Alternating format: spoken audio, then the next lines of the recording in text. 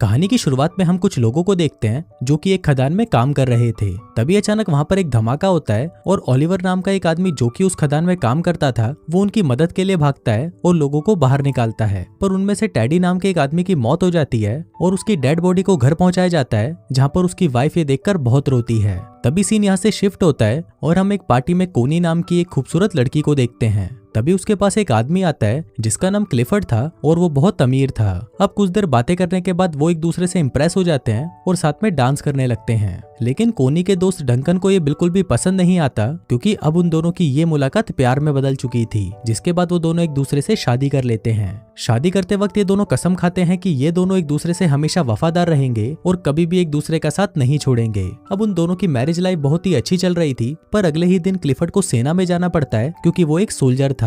लेकिन जंग के दौरान क्लिफर्ड घायल हो जाता है और उसे वापस घर भेज दिया जाता है। हम देखते हैं कि आज क्लिफर्ड घर आ रहा था और सभी बहुत ज्यादा खुश थे और उसका वेलकम करने के लिए घर के बाहर खड़े हुए थे। क्लिफर्ड को देखकर कोनी बहुत ज्यादा खुश होती है, पर तभी हम देखते हैं कि उस जंग में घायल होने के बाद क्लिफर्ड के पेट के नीचे का हिस्सा पूरा पैरालाइज हो चुका था। अब क्लिफर्ड अपनी हालत से लाचार था और वो सबको थैंक यू बोलकर अंदर आ जाता है। वहीं कोनी क्लिफर्ड को देखकर खुश तो थी, पर वो अंदर ही अंदर बहुत ही ज्यादा दुखी थी। उनकी खुशियों से भरी जिंदगी में कभी ऐसा मोड़ भी आएगा ये उसने कभी सोचा नहीं था। इसी बात से दुखी होकर क्लिफर्ड खुद को मारने की कोशिश भी करता है, पर कोनी उसे रोक लेती है। वो उसे विश्वास दिलाती है कि वो हमेशा उसके साथ रहेगी।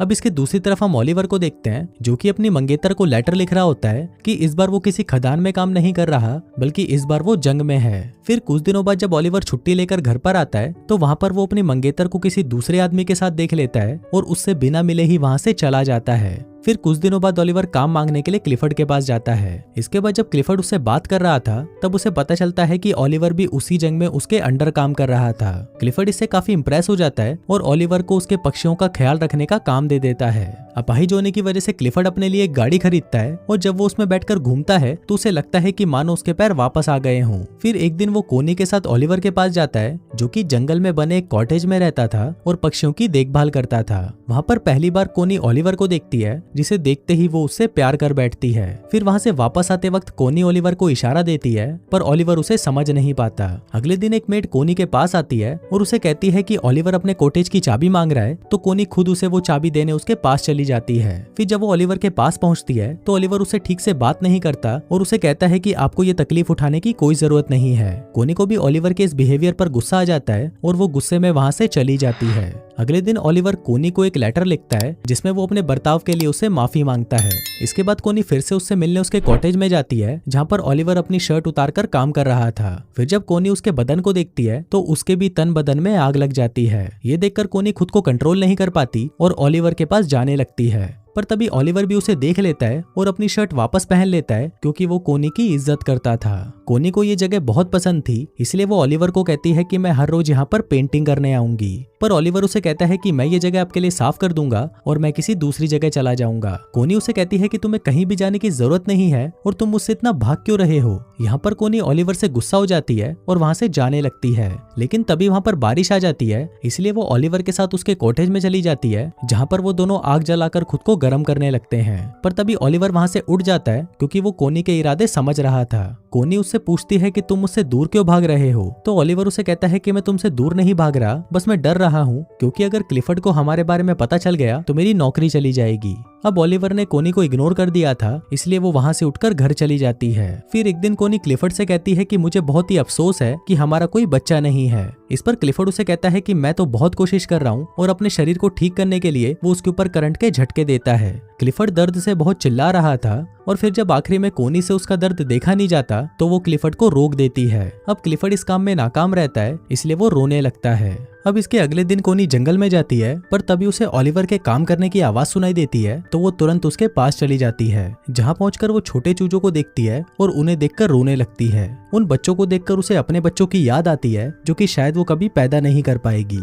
अब कोनी को रोता देखकर ओलिवर उसके पास आता है और उसे गले लगा लेता है। अब ओलिवर भी कोनी को पसंद करने लगा था, इसलिए वो उसे अपने साथ अपने कॉटेज में ले जाता है जहाँ पर वो दोनों इंटीमेट होते हैं। कोनी पूरे दिन ओलिवर के साथ ही रहती है और फिर जब शाम होने को आती है तो ओलिवर उसे घर छोड़ने उसके साथ जाता है। जाने से पहले कोनी ओलिवर से पूछती है कि तुमने जो भी किया क्या तुम्हें उसका कोई पछतावा है, जिस पर ओलिवर कहता है कि नहीं, मैं तुमसे प्यार करने लगा हूँ और अब तुम सिर्फ मेरी हो। उसी रात बहुत तेज तूफान आता है और बादल गरजने लगते हैं। ओलिवर को कोनी की बहुत याद आ रही थी, इसलिए वो बहुत ज्यादा दारू पी लेता है। वहाँ पर कोनी की भी नींद उड़ चुकी थी और वो भी ओलिवर की यादों में सो नहीं पाती। फिर वो खिड़की से ओलिवर के घर की रोशनी को देखती है और वो खुद को रोक नहीं पाती और दौड़ते हुए ओलिवर के पास चली जाती है। लेकिन तभी हम देखते हैं कि कोनी को जाते हुए उनके घर की एक मेड उसे देख लेती है। वहीं ओलिवर भी वहाँ पर कोनी का इंतजार कर रहा था और वो कोनी को कहता है कि मुझे नहीं लगा था कि तुम मुझसे मिलने आओगी। इस पर कोनी उसे कहती है कि मैं कभी भी तुम्हें अकेला नहीं छोड़ूंगी और फिर वो दोनों वहीं पर इंटीमेट होते हैं। एक दिन क्लिफर्ड के घर पर एक पार्टी होती है जहाँ पर डंकन भी आया होता है।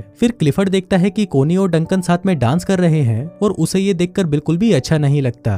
अगली सुबह क्लिफर्ड कोनी से कहता है कि तुम्हारे लिए तुम्हारे पति से ज्यादा इंपॉर्टेंट एक बच्चा पैदा करना है। कोनी हमेशा से ही एक बच्चा चाहती थी और क्लिफर्ड को लगता है कि शायद इसीलिए कोनी डंकन के करीब जा रही है। पर इस बात से कोनी बहुत गुस्सा हो जाती है, जिस पर क्लिफर्ड उसे कहता है कि उसे इस बात से कोई फर्क नहीं पड़ता कि तुम किसी से भी अपना बच्चा पैदा करो, बस वो बच्चा मेरा होना चाहिए। अब इस बात से गुस्सा होकर कोनी ओलिवर के पास चली जाती है और उसके साथ इंटीमेट होती है। फिर एक दिन कोनी को पता चलता है कि वो प्रेग्नेंट है और वो इस बारे में क्लिफर्ड को बताती है। क्लिफर्ड ये सुनकर बहुत खुश होता है और वो कोनी से उस आदमी का नाम पूछता है, पर कोनी उस आदमी का नाम नहीं बताती। एक दिन क्लिफर्ड ओलिवर से मिलने उसके पास जाता है और वो कोनी को भी अपने साथ चलने को कहता है। अब वो दोनों जा ही रहे थे कि तभी ओलिवर पीछे से आता है और कोनी को पकड़कर किस करने लगता है। अब वो दोनों किस कर रहे थे कि तभी क्लिफर्ड कोनी को आवाज लगाता है। दरअसल क्लिफर्ड की गाड़ी कीचड़ में फंस गई थी, पर तभी वहाँ पर ओलिवर आता है और उसकी गाड़ी को धक्का लगाने लगता है। पर इसी दौरान वो खांसने लगता है क्योंकि खदान में काम करने की वजह से उसके दोनों लंग्स खराब हो चुके थे। फिर कोनी क्लिफर्ड से कहती है कि तुम ओलिवर को रोक दो, नहीं तो वो मर जाएगा, लेकिन क्लिफर्ड ऐसा नहीं करता। अब फाइनली ओलिवर उसकी गाड़ी को कीचड़ से निकाल देता है और खांसता हुआ वहां से चला जाता है। थोड़ी देर बाद कोनी ओलिवर के पास आती है तो ओलिवर उसे गुस्से में कहता है कि उसने 12 सालों तक उनकी खदानों में काम किया और अपने लंग्स खराब कर दिए, लेकिन इसके बाद भी उसे जंग के लिए फ्रांस भेज दिया गया। वो कहता है कि मेरी लाइफ तुम लोगों जैसी नहीं है, इसलिए तुम अपने पति के पास वापस चली जाओ। फिर एक दिन कोनी की मेड मिस बोल्टन ओलिवर के कॉटेज में जाती है जहाँ पर उसे कोनी की डायरी मिलती है और उस डायरी को देखकर वो समझ जाती है कि कोनी के पेट में जो बच्चा है वो ओलिवर का है। एक दिन क्लिफर्ड आने वाले बच्चे की खुशी में अपने घर पर एक पार्टी रखता है, पर तभी वहाँ पर मिस बोल्टन आती है और क्लिफर्ड को कहती है कि कोनी के पेट में जो बच्चा है वो ओलिवर का है। फिर जब कोनी क्लिफर्ड से मिलती है तो क्लिफर्ड उससे बहुत नाराज हो जाता है। इसके बाद कोनी मिस बोल्टन के पास आती है और उसे पूछती है कि तुम्हें किसने बताया। मिस बोल्टन कहती है कि मुझे कुछ भी बताने की जरूरत नहीं है।